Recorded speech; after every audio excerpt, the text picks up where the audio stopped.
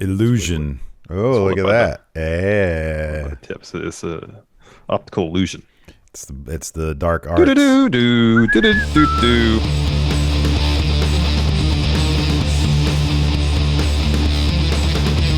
Hey, friendo, Steve here. Hey, Larson. And welcome back to Going in Raw, the only pro wrestling podcast you can be listening to right here at youtube.com/Steven Larson. Available wherever podcasts can be found. And, of course, taped live at the Twitch at twitch.tv/Steve and Larson. It's, I think today is Thanksgiving. I think we're putting this up on Thanksgiving. Is it Thanksgiving or day after Thanksgiving? We'll do this one on Thanksgiving because we don't have anything else going up on Thanksgiving, do we? Very well. Yeah, no. Usually you don't have videos on Thursday. Happy Thanksgiving. So Oh, that's a good point. Well, fuck it. It's a special Thanksgiving thing. So if you're sitting there with your family, you're like, oh, I want to be dealing with this shit. They keep on talking about crazy conspiracy theories or something like that. Hey, you can always listen to our Bash at the Beach 1996 review. I thought it was a lot of fun. Number one, any excuse to revisit the 1990s, I'm on board with. Yeah, because it was a wonderful decade, and it's funny. I was watching the Aronofsky's The Wrestler the other day. Yeah, and there's that scene where he has that date with Aunt May, and he's like, "Man, fucking 80 sucked, man," and she was like, "Yeah, fuck the 80," because they're like a couple of burnouts whose best days were in the 80s. Yeah, and I'm like, "Man, fuck you, Randy the Ram. The 90s were awesome." Yeah, 90s were pretty cool. This is like a 90s wrestling though. Like early 90s wrestling was cheesy and corny and cartoonish and over the top and by and large not very good. And so this pay-per-view especially is kind of this fulcrum, if you will, where the balance of pro wrestling power, not just literally but figuratively, really started to change. I believe already at this juncture WCW was ahead in the ratings over WWF, but on this pay-per-view with the birth of the New World Organization of Professional Wrestling, brother. It's what really pushed WCW to the stratosphere and also pushed an era of wrestling, at least the mainstream audiences, that this is one thing Bischoff pushed in basically anything you read about the formation of the NWO. He wanted wrestling to seem more realistic. Yeah. You know, and that's why, even though at this particular show, they call Hall and Nash more either the outsiders or they called Nash the big guy. Yeah, there was one moment in the main event, starting like when the main event started, that Shivani really sort of said the man on the right is Hall, the man on the left is Nash, and it did seem like the first time that they actually because they would always refer to him as the outsiders. And you know how much of that was legal. They didn't know what. I mean, even at this show, when Mean Gene gets in the ring to interview Scott Hall and Kevin Nash, Scott Hall still has the Razor Ramon accent kind of going. Oh no, not kinda. It is firmly there, man. And the implication is still the pay-per-view is subtitled "The Hostile Takeover." Yeah, that they are an invading force. Yeah. From up north to destroy WCW. That's still the storyline they're kind of pushing. And so I don't know if I'm sure it was intentional not to use their names a whole lot. But it's interesting to watch this. And like, I know this is Scott Hall and Kevin Nash. And I think in a matter of weeks, they were to television audiences, Scott Hall and Kevin Nash. But even at this point in the story, they were trying to avoid calling them consistently by their actual names. Okay, so Bash at the Beach 96 went down on July the 7th. It was 1 week prior that the WWF filed the lawsuit. It was on June 29th, according to this, whatever the Pro Wrestling Torch this was, that it was revealed that WWF filed a lawsuit for all that stuff, you know, for them basically saying that we had Hall and Diesel and Razor Ramon in our company, you know who we are, that kind of stuff. So like, yeah, they were probably like, okay, I'm sure their legal team was still trying to figure out, do they have a case here? Are we allowed? Should we ease up on the accent for Scott Hall? How do we do? So they were probably still trying to figure out, can we just call him Diesel and Razor Ramon? It's like, well, just wait on that and see how much weight this lawsuit. You know, dude, I thoroughly love. So just for some context, you'd mentioned the head-to-head stuff, WWF versus WWE. So 2 weeks after this, I mean, the SummerSlam was the following month. It was the HBK versus Vader match, which, you know, is not really looked upon fondly, mainly because, like, you know, it's remembered more for Shawn Michaels just yelling at Vader about you know, spots that he's missing than any classic matchups.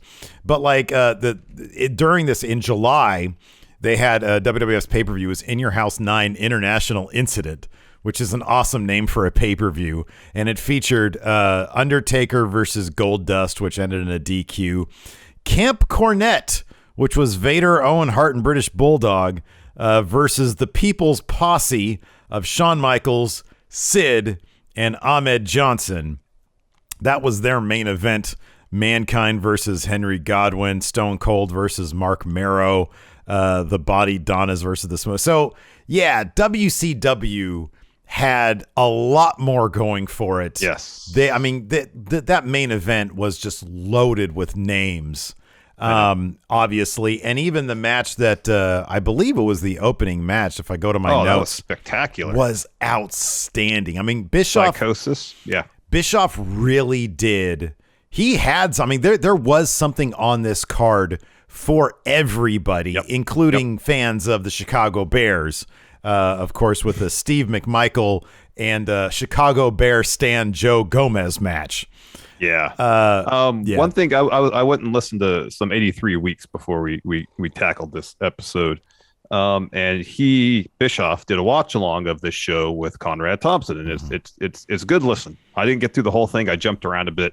And Bischoff was very clear to credit the Cruiserweight division, especially in the early days of WCW starting to win the ratings war, with getting them to that point, saying that they were, you know, the talent he was bringing in for that division and the different styles he was giving wrestling viewers, credited that with them besting WWE in the ring almost just as much as the formation of the NWO. And I was happy to hear him put over the Cruiserweight division, you know, because it kind of felt like at a certain point he definitely took that for granted. Yeah, I mean, he obviously saw a ceiling for the Cruiserweight division, but that was a little bit later. They had basically just started, at this pay-per-view, they had just started bringing, Rey Mysterio made his debut 1 month earlier against Dean Malenko. And so I'm not sure if this is Psychosis's debut. It was also, Conan was very new to the company. I know he wasn't in the Cruiserweight division, but he got the U.S. title pretty quick. He came over and they were touting him as the Mexican heavyweight champion. Now, he was actually the AAA America's champion, which is a championship that only lasted. It was him. It was vacated that October, and then it was one other person, and it was vacated entirely. So I wonder if this was meant to be some sort of like bridge championship between AAA and North American wrestling. WCW, maybe. Yeah. And yeah, specifically WCW, but then Conan decided to go there full time because he had a good thing going.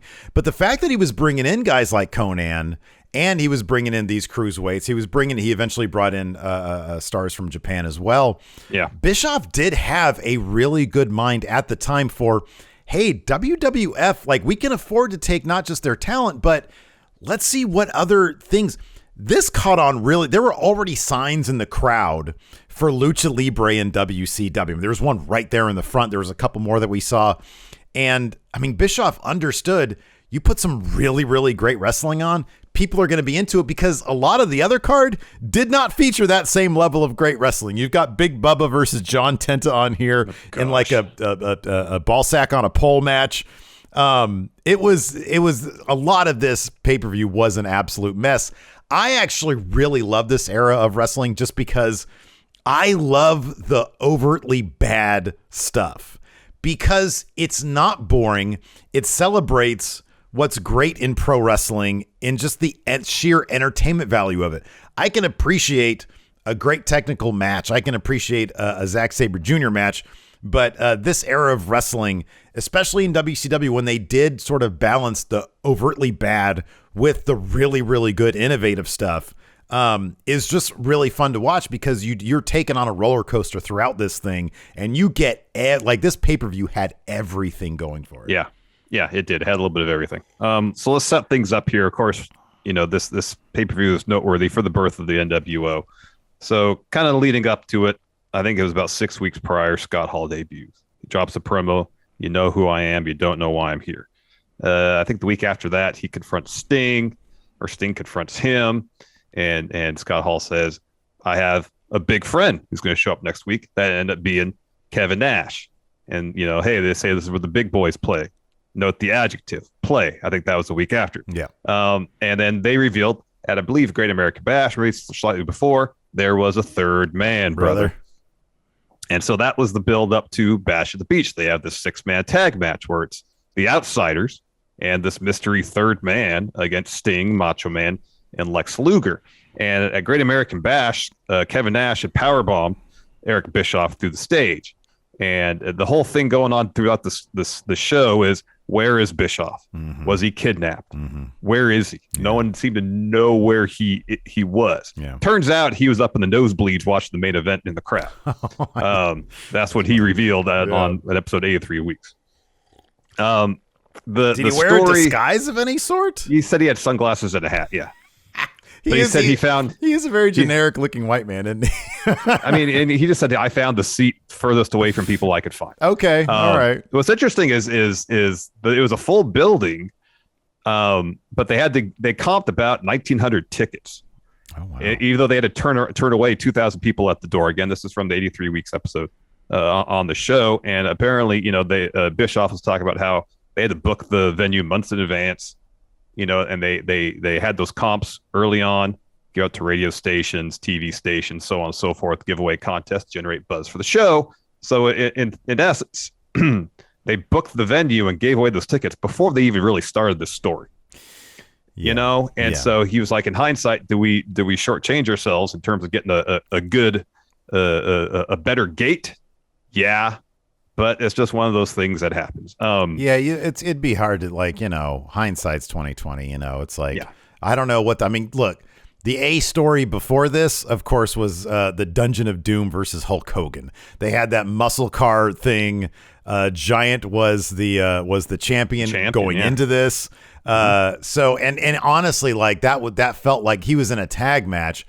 And that just felt like, I'm not going to say an afterthought, but it basically felt like an afterthought. It really did. Honestly, when Steve McMichael comes up behind Giant and bashes him in the back with something, and Giant chases him backstage, I was like, okay, Giant's gone now. He's out of the match now. He's too worried about beating up McMichael. Yeah. Meanwhile, Kevin Sullivan's going to eat this cell. It didn't turn out that way, but that's how it felt. It definitely did feel like an afterthought. Going back to the NWO thing, it's endlessly fascinating. I can listen to anybody talk about the process of putting the NWO together and the negotiations that I'm sure had to go into place to convince Hogan to do it. Bischoff on both the episodes, 83 weeks, talked about it pretty significantly.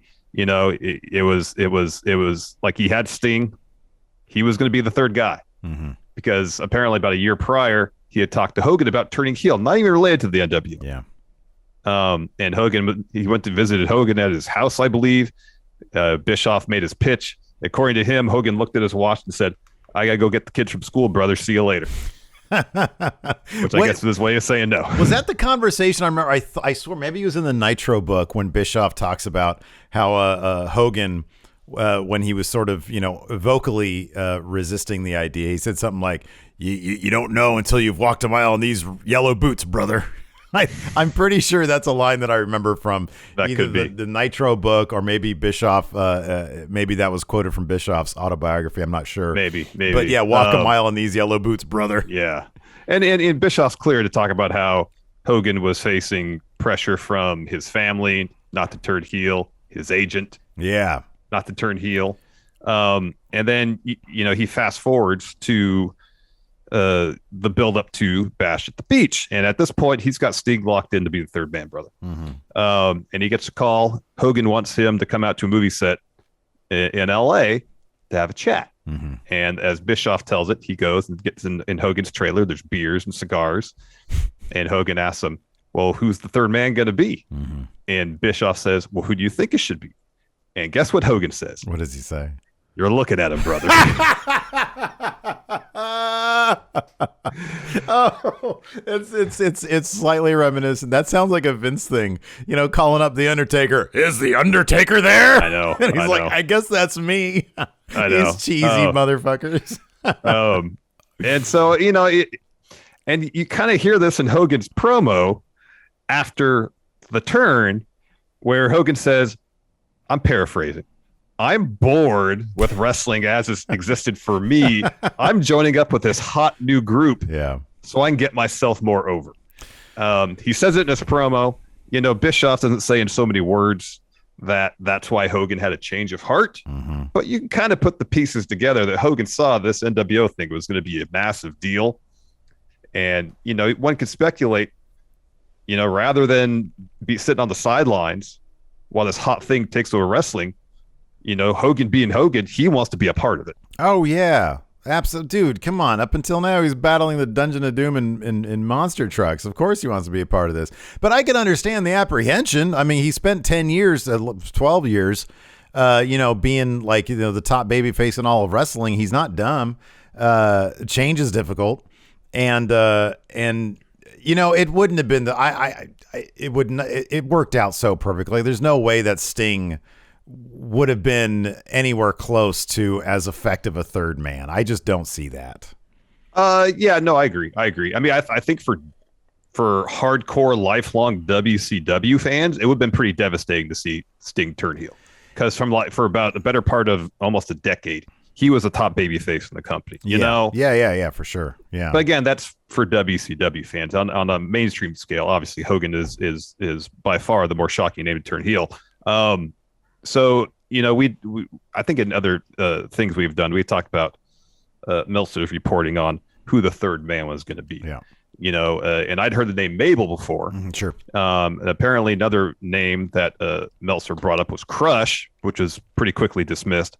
And I don't remember any conversation about Bret Hart being the third man. So I did a little bit of research on this, I think for a WrestleJuice video, maybe. And there were a bunch of Bret Hart. One of the leading names at the time was Luger.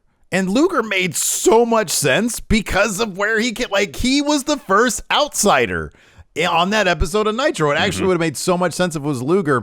Bret Hart's name was talked about a lot. So was Shawn Michaels. A lot of people are thinking that it was going to be Shawn Michaels. That was all message board stuff. I think Bret's contract, Bret had a weird, I think it was a 2-year to 2-year thing, because there were a couple times, in 92, he almost went to WCW, which would have been 94 and then 96 if he was on a 2-year contract basis. Yeah. So I think Bret's contract might have made it possible for him to show up at that point. So, Scott Hall had an interview, I think, with Inside the Ropes. This is what it looks like here, where he talked about Bret Hart. This is what he had to say. Quote, "We had no idea who was going to be. The whole third guy thing came up by accident. Remember, Kev and I called Bret, spoke to him. Kev spoke to him, and we told him it was really fun working at WCW. So it sounds like effectively they were trying to recruit. We could do whatever we want here. It's great. We put the boss in a closet once." Well, that happened after this conversation, I'm guessing. So apparently Bischoff extended Bret a pretty sweet deal. As Scott Hall put it, Bret wasn't interested. So this is interesting. That's what Scott Hall says. Quote, "We wanted it to be Hulk, but Hulk had creative control in his contract, so he didn't have to do anything he didn't want to do. We went to the ring. We hadn't even met Hulk yet." Assuming you said went to the ring, this means at Bash at the Beach. Yeah.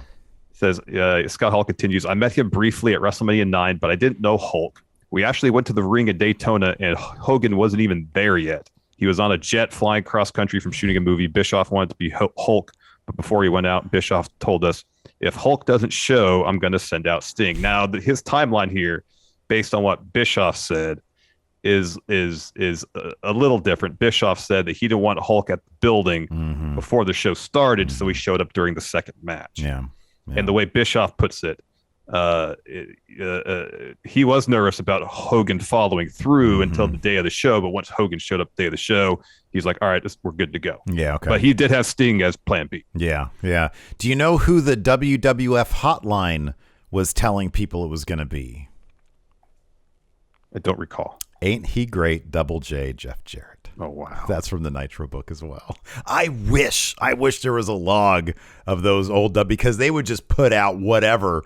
And mainly just for like to try to screw over the competition, they would just put out whatever bullshit they wanted to put out. No, it's endlessly fascinating. And then there was the Mabel stuff.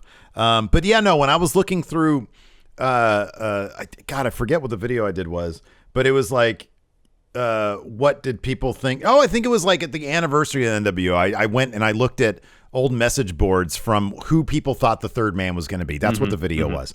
And yeah, there was a lot of Luger. It was a lot of Luger. Luger was like the leading candidate because he did make sense. And, you know, when you look at the match, the way they book that, it's like, oh man, like it could totally been Luger. He could have faked that injury early on and then come back out. And think, oh, here he is. He comes out as the narcissist again. To save his team, and narcissist, mirror, all that. All that shit. But yeah, no, those are the names that I remember standing out to me I remember Brett, I remember Shawn Michaels. I mean, a lot of that, who knows how informed people were back then about contracts and stuff. But yeah, no, it's fun. It's fun to watch. And it's funny because like when you see Hogan about to drop that first leg drop, he sort of goes up against the ropes and he taps the top rope. And it's almost like a little bit of apprehension, like, oh God, this might suck. This might kill everything. And then he shoves the ref aside. He's like, here, give me some space here. And then once he does it, he is all in on it. So it's still fun to watch. And I wrote down the entire transcript. We'll get to that point when we get to that point. Oh, his promo at the end. Yeah. Where he mixes up, I know he says New World Order the first time he says it. That is New World Organization. But every time he talks about WWF, he calls it that organization up north or something. Mm-hmm. Yeah. It's like I can understand it would be easy to get confused because he said the word organization a ton already. It probably just flowed. Mm-hmm, probably, yeah. Let's take a quick break to get a word from our sponsor, BetterHelp. Several years ago, while dealing with severe anxiety, I learned the importance of talking to a therapist, but I also learned that it can be really difficult to find the right person to talk to. Today, BetterHelp is providing a safe and private online environment where your needs will be assessed and you'll be matched with your own licensed personal therapist. BetterHelp isn't a crisis line, nor is it self-help. It's professional counseling done securely online, all without having to ever sit in another uncomfortable waiting room. BetterHelp is dedicated to facilitating great therapeutic matches. Send your counselor messages at any time or schedule regular phone or video sessions. They've made it free and easy to change therapists if needed. And you don't have to limit yourself to counselors in your area. BetterHelp services are available worldwide, so you can find the expertise you need regardless of location. We want you to start living a happier life today. As a Going In Raw listener, you'll get 10% off your first month by visiting our sponsor at betterhelp.com/raw. Join over 1 million people who have taken charge of their mental health. Again, that's BetterHelp, HELP.com/raw. And before we get back to the show, let's take a quick break here to get a word in from our sponsor, Credit Karma. Hey, Larson. Yeah. Do you feel overwhelmed when it comes to handling personal finances? Oh, yeah, all the time. Well, you're not the only one. Whether you're looking to refinance credit card debt or pay for an upcoming expense, Credit Karma is there to help you make those big financial decisions with more confidence.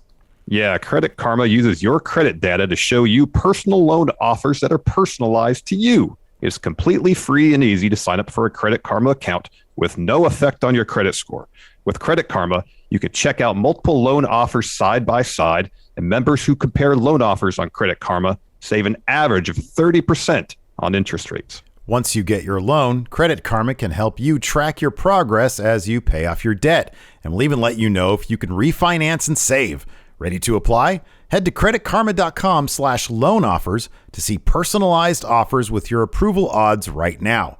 Go to creditkarma.com/loan offers to find the loan for you. That's creditkarma.com/loan offers. We can just get into it. We're not going to necessarily do beat by beat of the matches because well, we'll just sort of whatever stood out. 25-year-old show. Yeah, totally. Totally. Whatever stood out to us. But did you appreciate Mr. Music Man? The Outsiders' first theme, and it was also used in all the recap packages. How obvious was it that they were ripping off? Do you know the song? Well, Bischoff says it was a ripoff of a Van Halen song. That is not true. That's literally Seal's Crazy. If you go back and listen to it, it is dead on. Now. And I was like, I can't be the only one. And so I looked it up, and it's all over the internet, people talking about it. But it's like literally, it's just, it totally is. And there's even like that space where you know this shit bit more than I, but like it goes into the chorus, and I'm like, there's even room for the chorus there. Like it's just they rip the vocals. Never gonna survive. Yeah, totally. But I remember I was hearing that, and I'm like, okay, this is a huge event you're booking here. Hostile takeover, and he had like some of the most calming music. I feel like I was on hold trying to upgrade my internet. It Seal's Crazy in Muzak form. It really is the most hostile elevator ride you'd take. I know, and I was like, I mean, it's a pleasant enough song, but your show's called The Hostile Takeover. I don't want pleasant. Well, you're also at the beach. It's like the most pleasant setting. Like they've got all the mid '90s CGI water graphics and all the wavy shit going on. Who was it? Was it Giant who had crab cam?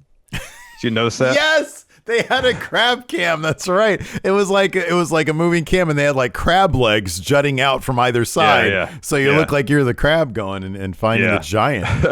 The opening is a recap footage of the NWO stuff set to Seal's Crazy. But yeah, that was just the Outsiders theme at the time, and then they changed it probably probably within weeks they had that actual NWO theme song. Yeah, I would think imagine. So. Once the faction was a thing. We had Tony Schiavone, Heenan, and Dusty on commentary. Heenan and Dusty looked like $1 million. Tony had on this cartoonishly large tuxedo with some gray slacks. Looks like he got it off the rack, but like way too big for himself. And like Dusty just wants the main event to open the show.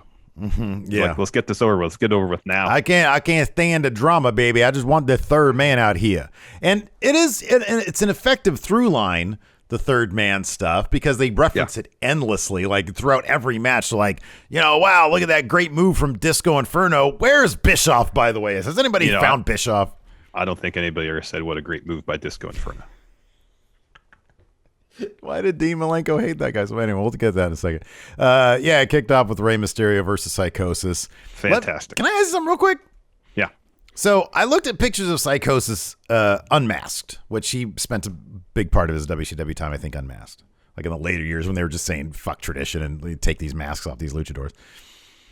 The hair on his head, was that part of his mask? Or because he was a long-haired dude, but in all the pictures I saw of him, he's got black hair.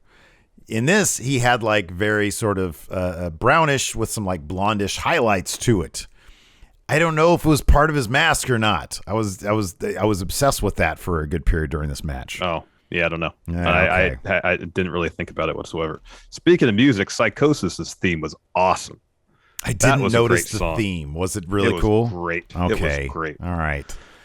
Mike Tenay, thank goodness they had him in this match, because he do all the names of the moves, and which is awesome. But it was a bummer to hear all the commentary make fun of him for knowing all the names. It was so reminiscent of Excalibur with the rest of the aid. Like early on, really was. AEW commentary was like almost insufferable, because like Excalibur, like, oh, tope suicide. Well, it was just a suicide dive. He just flew himself out of the ring. Excalibur, it's not a tope, whatever that is. JR being all resentful for a dude knowing shit. Yeah, that's exactly what this is. In Mexico, they refer to this Frankensteiner-esque move as a Hurricane Rana. What that mean, baby? What are you talking about? What's that shit all about? The Heenan especially was just talking so much shit about the move names.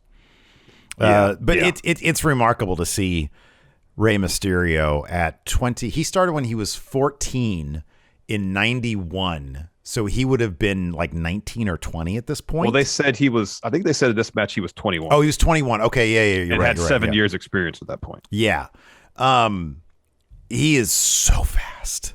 Like there are moments, you mentioned this off stream the other day. Hey, you said you feel like even at this point they were going like half speed.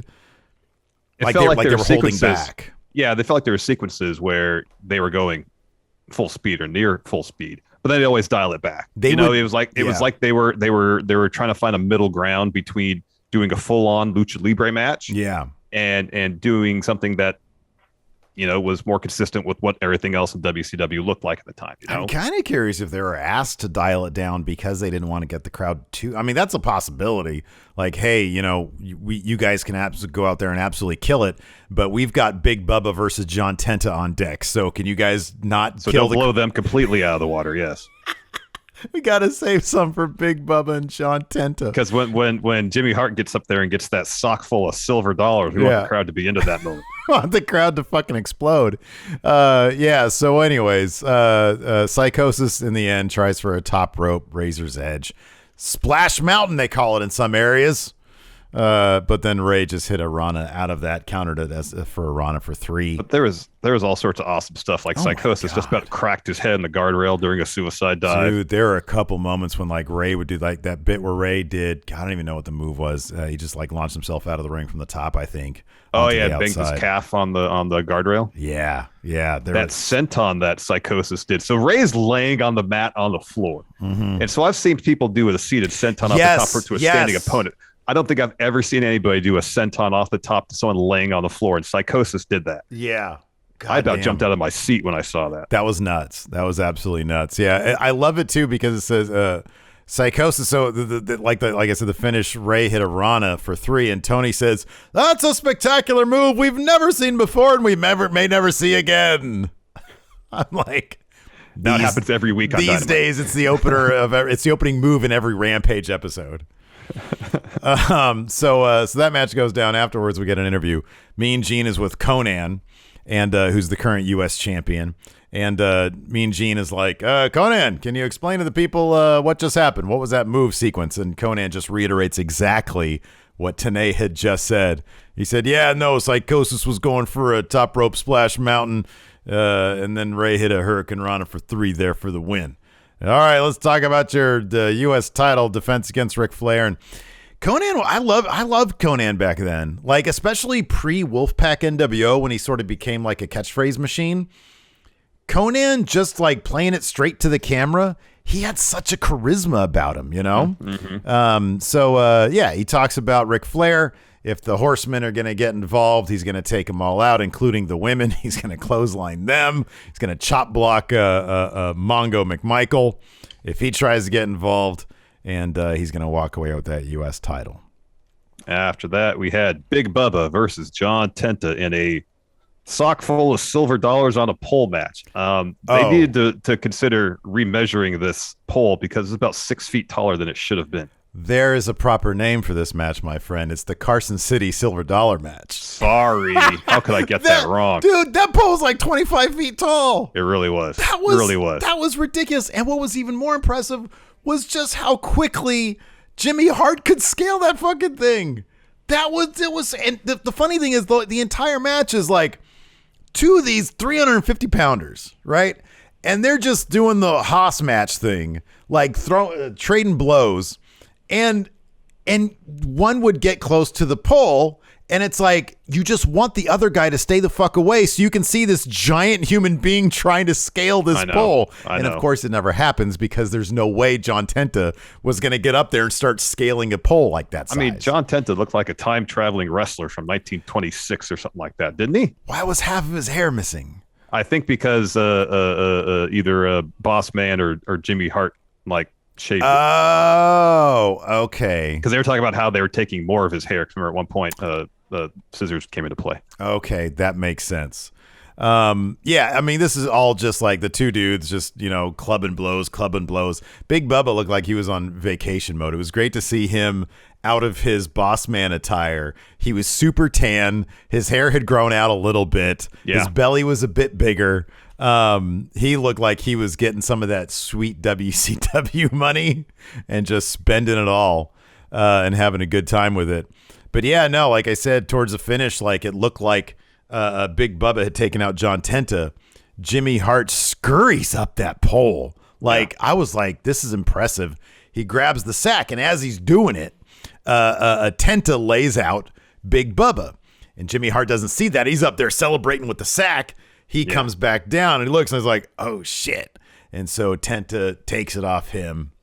And it looks like he really whack the heck out of Bubba's head with that sock full of quarters. I thought it was a gimmick sock, but then he pours it out. No, sure enough, it was full of silver dollars. Yeah, it was full of silver dollars. Yeah, he really laid him out with that thing. He gets the win for 3 there. Yeah. And then he dumps the silver dollars all over him. Then we get a quick bit where Tony pleads with Eric Bischoff. If you could hear my voice, call so we know you're all right. Mr. Bischoff, where are you, sir? And then we had a Lex Luger, Sting, and Macho Man interview. Lex looked really self-conscious in that face paint. He did not look like he wanted to be in that face paint. No. Macho Man says, I don't care who the third man is. He's just gonna get it like the other guys. Let's take them all out. Luger talks about preparation. He says they're prepared. He says the outsiders are coming and talk trash. But the 3 of us are going to represent WCW. And Sting says, the unknown gives me such a dry mouth. I'm like, well, drink some water, dude. Get a piece of gum. The unknown gives me goosebumps. Well, put a sweater on, Stinger. Put a sweater on, buddy. And he says does the same. It said it does the same to Macho Man and Luger. They are a cohesive unit. I was like, you guys need to apparently get some water because you got dry mouth. Yeah. And get some jacket or a sweater on because evidently you're cold. Yeah, it's probably really humid outside. They got the air conditioning blasting in there. Oh, probably, yeah. Summer in Florida, so it's probably hot and humid. Yeah, so basically, the unknown makes the Stinger horny. So yeah, but no, Luger, he did look pretty ridiculous with that face paint on. and I think he fucking knew it. After that, we had Diamond Dallas Page versus Jim Duggan. And DDP was just like straight up like cartoonish heel here. It's so weird to see him bereft of personality. I know. Because this was just carbon copy, like him coming out like being all salty towards the fans. And evidently his gimmick was this guy who has tape. Because his hands, it's the DDP rib tape gimmick. But it was just like his hands, his gauntlets were taped up. That was a stipulation for a match. It was a taped fist match. Yeah. And which I'm like, how is that really different than in most other matches? A lot of matches, guys come out with either hands or wrists taped. Yeah, I mean, was the closed fist punch legal? Is that the stipulation? I feel like we saw a lot of them during this show. Yeah, well, people do that all the time. That still confuses the shit out of me. But yeah, no, he comes out with that tape and he's all just doing all sorts of shit with it. So, I mean, and this really reminded me of whenever you go to an indie show and they bring in like kind of a name and they bring out, their top, heel jobber guy, because DDP is just selling like crazy for Duggan all throughout this match. Yep. And at one point, of course, he tapes Duggan's legs around the ring post rather. And then the finish was, I mean, it was just endless, that kind of shit. Yeah. Duggan gets back in, but as he's getting in, DDP kicks the middle rope up, so it hits him in the dick.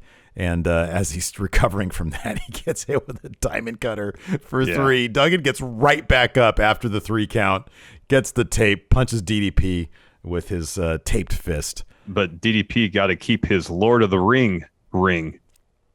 Oh, I guess it was part of the stipulation of this match. Yeah, it was the Diamond Dozen ring, huh? Yeah. Oh, of 1996. Yeah, it was the Lord of the Ring. I just wonder, like, does Tony Khan just every weekend turn on another WCW pay-per-view for ideas?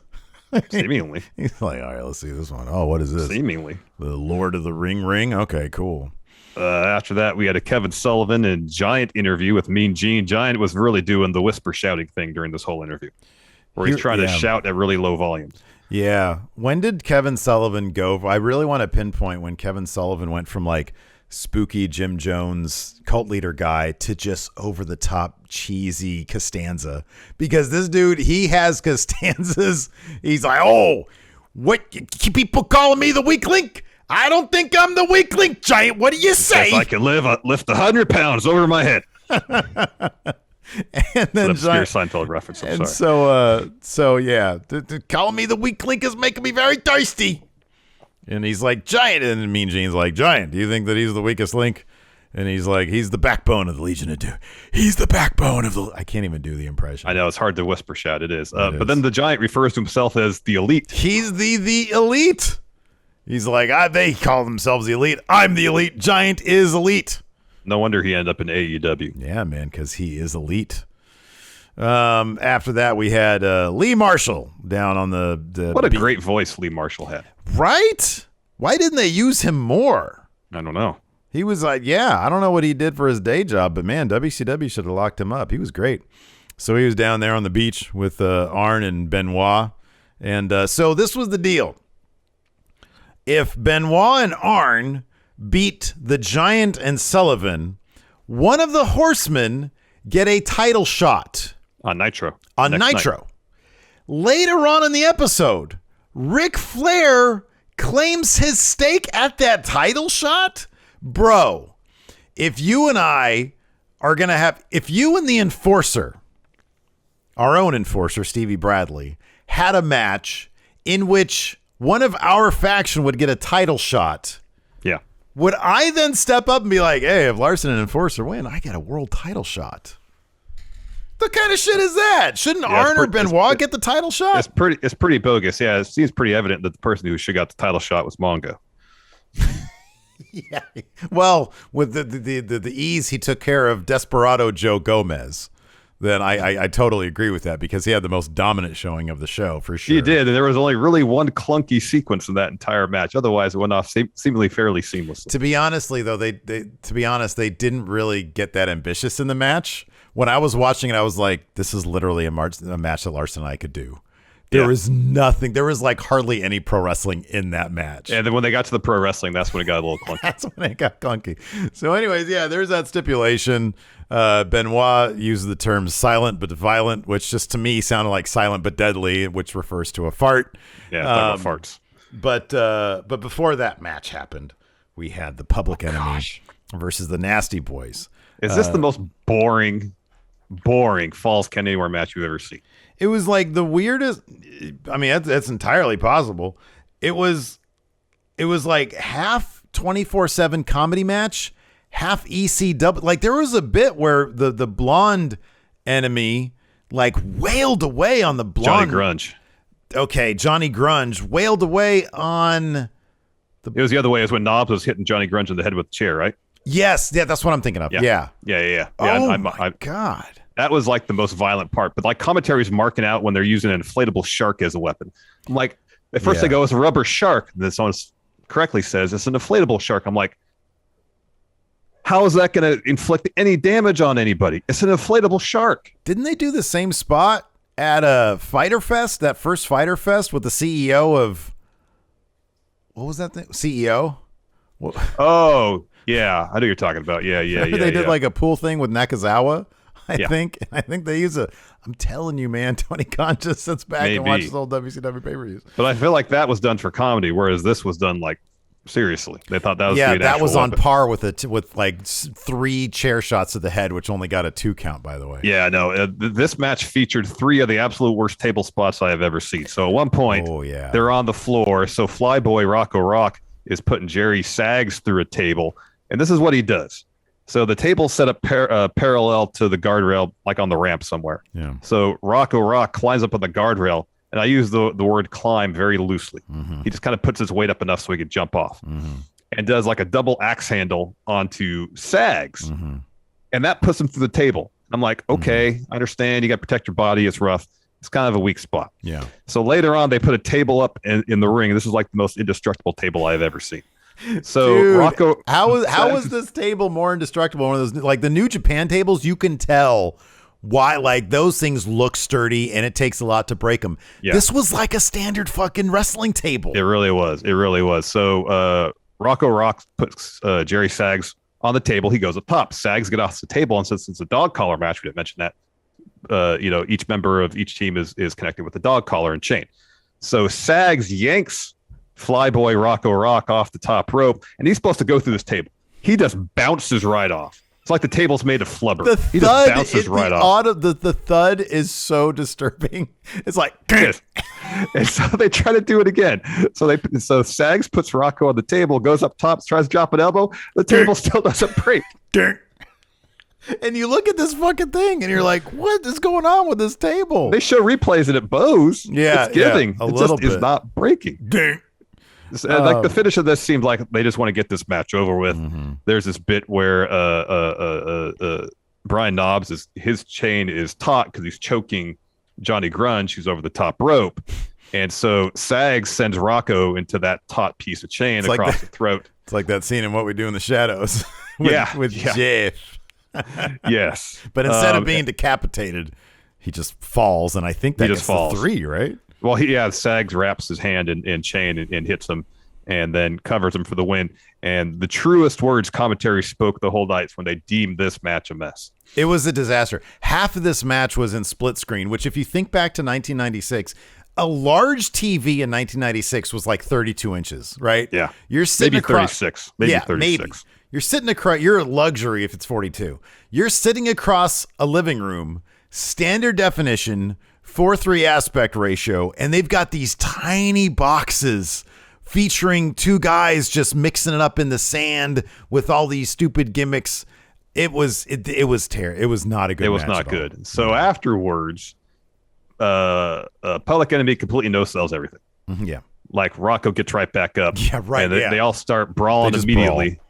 And then eventually the table breaks. Mm-hmm. Sags goes through that table. By this point, it's on the floor. Yeah.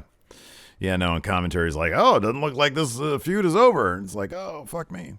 After that, Mean Gene, who is doing yeoman's work as a detective, trying to figure out who the third man is. He was like Leslie Nielsen at that one SummerSlam. That's exactly what I was thinking. He's in the hallway, all sorts of security there. And is this the one? No, it's just he has security behind him, and he's like, "Oh, he's saying if anybody touches me, I'm going to sue them. I'm going to take them right to court." Yeah. Yep. Oh gosh, after that, Disco Inferno. We had a cruiserweight title action. This is a come down from the month before, which was Dean Malenko versus Rey Mysterio, which was probably, I would imagine, an amazing. That'd be match. Awesome. Yeah. I've probably seen it before, and it was probably awesome, but I can't remember it. For being in the cruiserweight division and being surrounded by Eddie Guerrero, Chris Jericho, Psychosis, probably Juventud Guerrera at this time, or they were going to bring him in. Ultimo Dragon was coming in around this time. Disco did not fit in at all. This guy was the most like bottom basement WWF type main event type wrestling, like that sort of generic wrestler stuff against Dean Malenko, who was supposed to be the Iceman. But as soon as he comes in, he starts frothing at the mouth over Disco. He's like, listen, you motherfucker, this is my ring. He throws the title at the ref and just lays into him. And commentary's like, I thought this guy was supposed to be emotionless. No. He had disdain in his heart for Disco Inferno that day. I'm all about fucking Easy Rock, you piece of shit. I want some Rupert fucking Holmes. Yeah, Dean Malenko bypassed Disco in the 70s when it came to his music.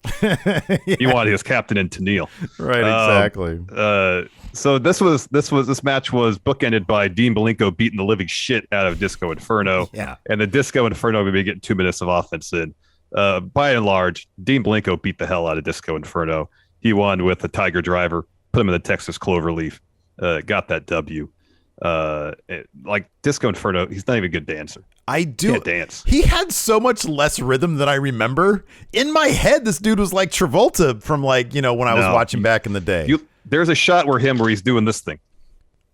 Oh, he's like, and it's like you look at his eyes and it's like he's not there. He's not into it. Yeah. He's not even selling his own gimmick. How am I supposed to be invested if you're not selling your own gimmick, man? Dude, no, it is an odd combination of not selling his own gimmick and actually giving a damn. It's a weird thing because I don't know if it's just pure ineptitude. Because I think he really wants to run with it because it is a gimmick. It's a very Vince McMahon gimmick, but it is a gimmick. I mean, it's totally a Vince McMahon thing. I know it's a WCW and Vince had nothing to do with this, but it just feels like a Vince thing. This guy comes up from like the indie ranks and it's like, you're going to be a disco guy. It's a very, especially for the time, a very 90s gimmick. It is. No, totally. But no, the wrestling just wasn't interesting at all. Like Dean Malenko has to come out here and carry this entire match. And Disco's just oddly slow. Like the guy's probably in his mid-20s. He's oddly slow, not the most athletic guy. And I can appreciate that he tried to commit to the gimmick to the degree that at one point it looked like he could pin Dean Malenko, and instead he starts dancing. Although I think Alex Wright did it much better. We'd have to watch an Alex Wright match to really prove that out. After that, we had the Desperado Joe Gomez, who is also a big Bears fan and was pissed off that Mongo McMichael turned on Green. What? Kevin Green. Kevin Green. Thank you. Yeah, Kevin Green. So what do we know about Joe Gomez? Well, here, wait, hold on. Why is Joe Gomez upset that Mongo turned on Kevin Green when Kevin Green didn't play for the Chicago Bears? Because I think that Joe Gomez thought that the Bears are supposed to be paragons of virtue, and Mongo McMichael betrayed that. So he was just pissed off that one of his favorite players was then a heel. Oh, all right. Well, what do we know about Joe Gomez? Because I'm not familiar with his body of work. I mean, he's a tall dude. Yeah. He seemed like he moved pretty well in the ring. He had a good look to him, right? Yeah, he did. Yeah. He did. So, I mean, I honestly don't know. The last match that he had was, I think, in like 2004, because I looked him up on Cage Match. Mm-hmm. But maybe he was just the kind of guy who he teamed with the Renegade for a spell. He was in WCW in 1991. He went to the independent circuit for about 5 years. He was in Japan for a while. Maybe he was really popular in Japan. Let's see if he's got no champion. Oh, here we go. He was a Florida Championship Wrestling from Florida tag champion with Mike Graham. He was in All-Star Wrestling, a tag team champion with Tatanka. Maybe he was just a tag team guy and he just never found his tag team partner. He tagged with the Renegade for a spell. He was, I don't know, there's no link to this, but the IWF Tri-State Champion 8 times in the IWF. Oh, whatever that is. I'm sure it probably says here in his Wikipedia entry because that's what I'm looking at right here. I think it's Intercontinental Wrestling Federation. Is that what it is? Okay. One of the two. Let's see here. But no, I mean, he was in WCW for another 3 years from 96 to 99. I don't remember him at all. But yeah, I mean, I think he was just sort of a jobber guy, but I mean, at least they gave him a story here. You know, with the whole I'm a Bears fan guy. It must be International Wrestling Federation. That could be. I do appreciate this line from Dusty with regards to Steve McMichael. He says, Mongo is an athlete of the 90s. He's got power and speed. And I'm like, number one, power is debatable. Speed is off the table. Mongo is many things, but fast is not one of them. Yes. Yeah. I don't know how was this sorry, it was Mongo's entrance that we saw crab camp, not the Giant. I apologize. Yes. Mongo hit a low blow back kick right in clear view of the referee. I think the ref even said, "Hey, you shouldn't do that." And no DQ. And that led to DQing him. And then there was like a roll up sequence that was predictably kind of clumsy that led to Mongo hitting the tombstone to get the win. So Joe had a pretty decent sunset flip. And then Mongo tried to like sit on it, and he just couldn't because he clearly had zero core strength whatsoever. Yes. And then Mongo hit that tombstone pile driver. I love the audacity. What's your finish going to be? Well, how about a tombstone pile driver? It's like that's a pretty well-known move for somebody. He's pretty lofty. He's like, yeah, for Mongo. He says it is now for Mongo. After that, Mean Gene is with Woman, Elizabeth, and Ric Flair. I'm gonna bring something up here, man, and it's something I've felt for a long time, and I've never really heard anybody reference it before.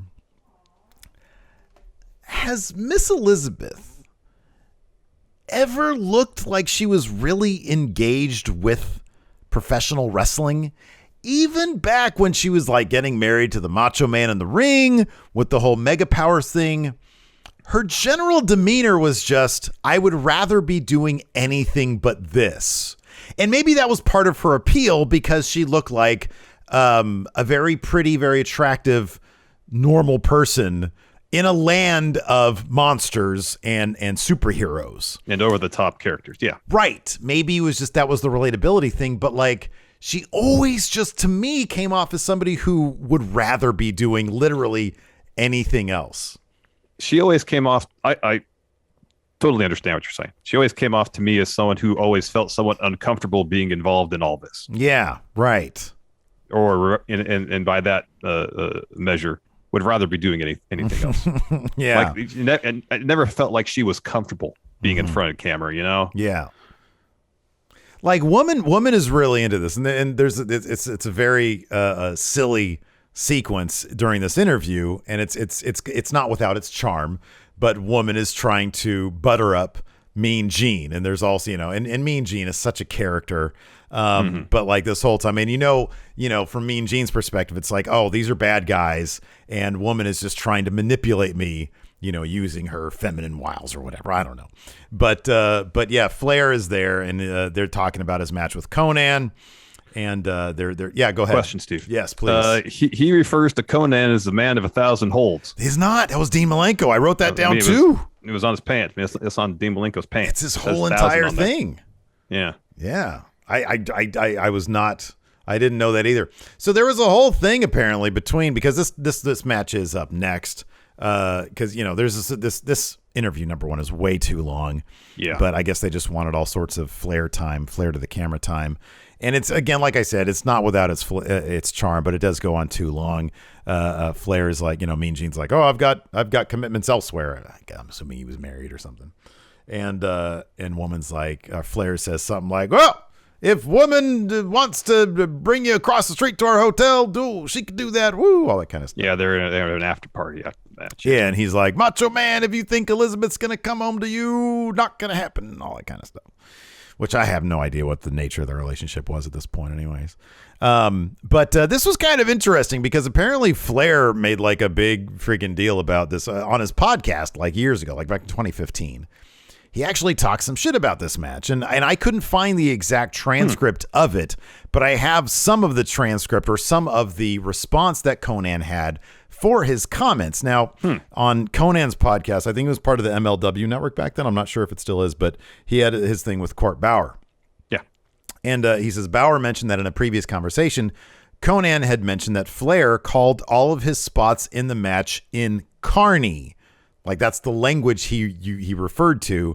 And in fact, you can see a lot of spot calling in this match. He was speculating that Flair was intentionally trying to throw Conan off and make him look bad.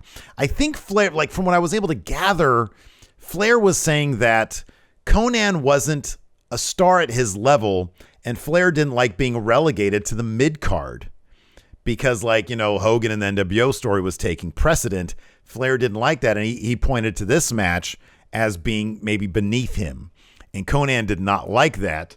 It said the write up here, and I'll link it in the description if anybody wants to read it. It says, while it's possible that Flair was just trying to work the match in an old school fashion, Bauer suggested that Flair might have just assumed Conan didn't speak English, and Conan summed up things by saying that the whole experience was embarrassing. He says, who knows? I just know that he was saying some bullshit, saying, what is this guy even talking about? I was so lost during the match. I was kind of embarrassed because I was like, wow, maybe all of the old school workers use this language, but really, what can I tell them? I was so confused in that match, and it really wasn't that bad of a match when I look back on it. And it really isn't. It's actually it's not like a good match because it's just so overbooked. Yeah. But fundamentally, I thought the match was fine. It doesn't stick out, yeah. Seemed like they were on the same page for most of this. It was just interesting that there was some weird beef between Flair and Conan, which seemingly at this point here in 2021, they've gotten past. Mm-hmm. I did a little bit more research because Conan really did, it was striking just how much. Whenever I think of Conan, I think mainly of the Wolfpack stuff. Mm-hmm. Him, with the Wolfpack attire, he wore the flannel. And he would do the Viva La Raza stuff, and it was supremely over. Mm-hmm. But this version of Conan, I wonder if he had gone a different route, like maybe became like a WCW face staple. I wonder if he could have gone and challenged for like more top line titles as opposed to being a mid-card guy in the Wolfpack. Yeah. Because he did have such a good charisma to him that I thought translated really well in a babyface type way. He could have been like a real sort of tweener character, which I know he was in the Wolfpack, but he sort of took a backseat to the main players in that group. Yeah, it definitely seemed like as a member of NWO and Wolfpack, there was a ceiling for him, you know? Not as much of a ceiling as his time in WWF. I was looking at his thing here, at his Wikipedia entry, and I like this here. It says Conan made his WWF debut in September of 1992 in Hershey, Pennsylvania during a Superstars taping under the name The Comet Kid when he pinned Barry Horowitz. After 3 televised matches, Conan abruptly left the WWF following a disagreement with WWF owner Vince McMahon in 1992. Conan was not showing up for WWF events due to his rising fame in Mexico. He was a big star in Mexico. Yeah, he was. And his supposed bad attitude and heat from fellow workers led to a very strained relationship with McMahon, who had invested heavily in the Max Moon character, both financially and creatively up until that point.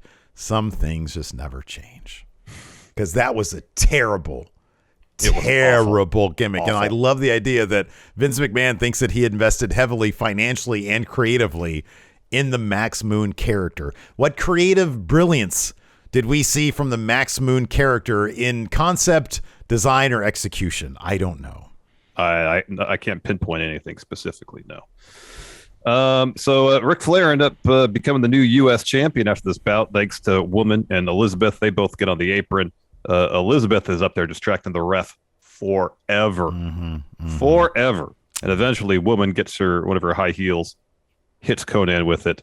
And then Flair, again, basically in full view of the ref, puts his feet on the top ropes during the cover to get the win. It was as if Nick Patrick, the ref, was under a bridge of Flair.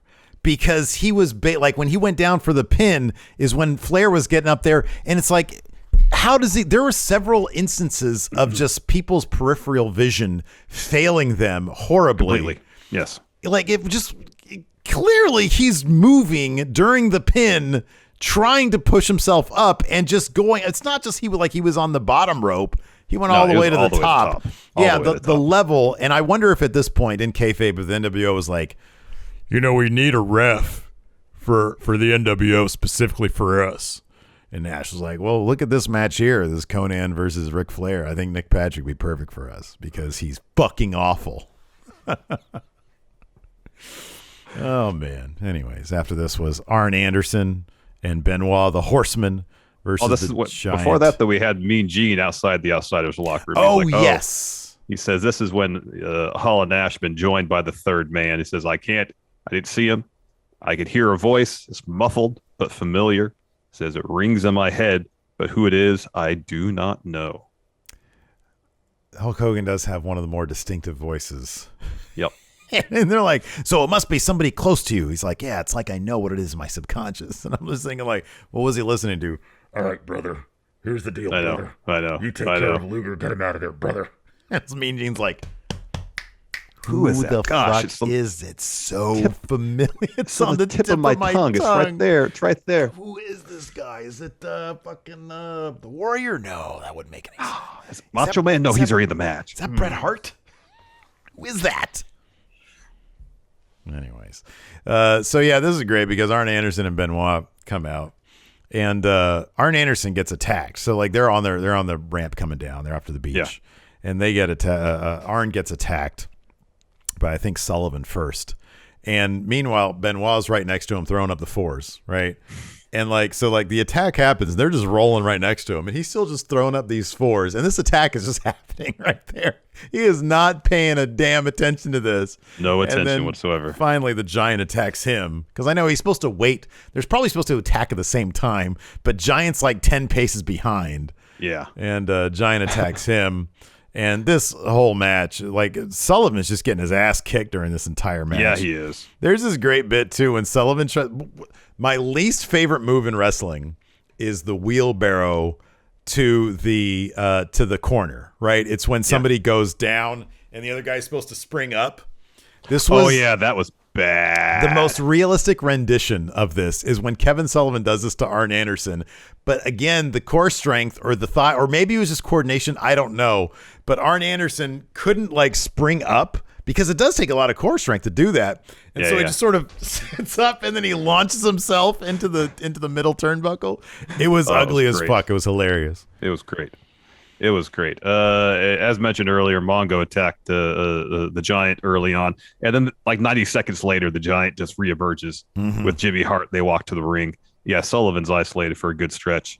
Eventually, though, Benoit and Sullivan brawl up over the commentary. Sullivan slams Benoit over there, and then again, picture in picture, you see the finish of the match. Giant choke slams Arn to get the win. Then Sullivan leaves commentary down to the beach set. Benoit hits him with a splash off the set. They're brawling back towards the ring. Benoit hits the belly to back off the top rope on Sullivan, and then Woman runs down to the ring, and she's yelling at Benoit to stop. You're going to hurt him. Meanwhile, like Arn is reaching out to grab Sullivan's hand, and commentary really makes a point of that. Yeah, they even replay it, and then basically as soon as the Giant got the win, he left. Yeah, he was gone, and then he comes back out, and then Benoit and Woman take their leave. It was pretty impressive too, because then the Giant puts Sullivan over his shoulders, and like he drapes him over the top rope, goes over the top rope, puts him back up on his shoulders, and walks down the ring steps. Yeah, with Sullivan, who is quite a bit smaller than. So yeah, I don't know what the hell was going on in terms of. Let's see here. So December, it was around this time. Okay, so it looked like a little bit after this is when Woman and Chris Benoit got together. This was like I think around the start of their feud that ended up with Woman legitimately hooking up with Benoit. Yeah. So yeah, it was around December that started happening. So yeah, this is like a little bit before then. So about 5 months before. So worked yourself into a shoot, brother. And then after that, we got the Hostile Takeover video package, again using the WCW band's cover of Seal's Crazy. Yeah. And it was just like phony newspaper headline type looking stuff. It was big news at the time. B-roll, but no actual like new interview footage or anything that we've grown accustomed to in these hype packages. There were like some mumbled sound clips, like yeah, don't know what we're doing. It's like if you want to build excitement for the match, there's a way to do it, and there's this way. Look at the architects play. Like you could just like these muffled little sound clips. Yeah. We had Bruce Buffer. A group of outsiders have threatened the sanctity of WCW. Then he called them interlopers. I didn't know this. A lottery was held, and coincidentally, instead of Joe Gomez, Disco Inferno, and Kevin Sullivan being the guys chosen in the lottery to take on the New World Order, it was the top 3 faces of the company. Well, what they didn't tell you is that there's only 3 names put into the tumbler.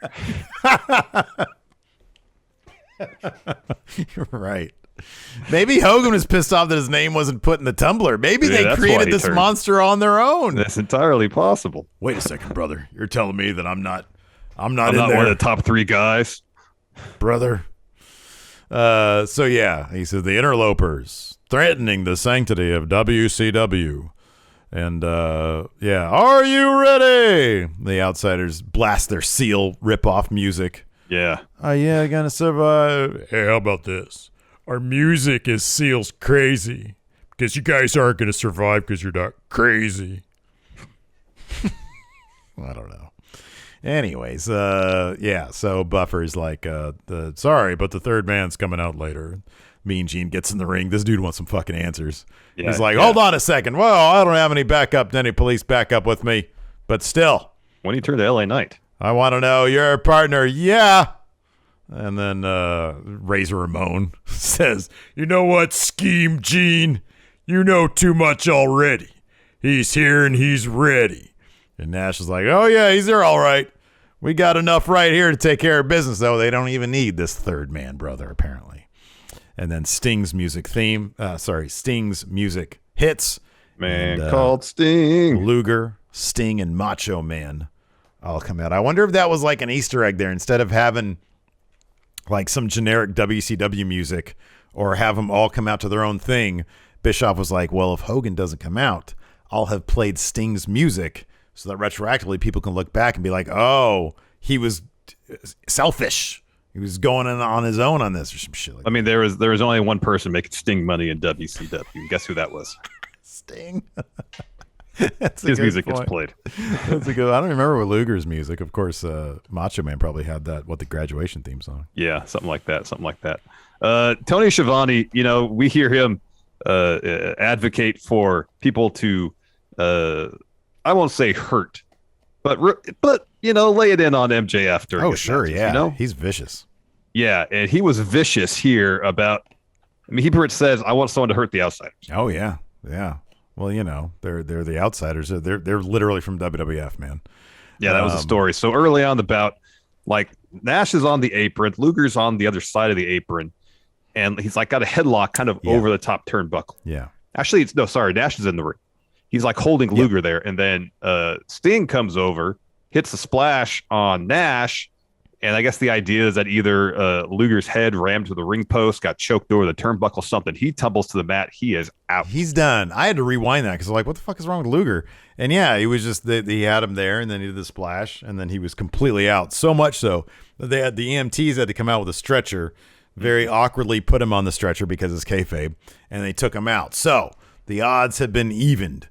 Yes. It's now just Sting and the Macho Man. And if memory serves, this was an issue between Sting and Luger. They had an argument about that, and I think that is what led to Sting saying, "I'm out." Oh, I think you're probably right about that. I don't remember. This was the first step in all that. Okay, that makes sense.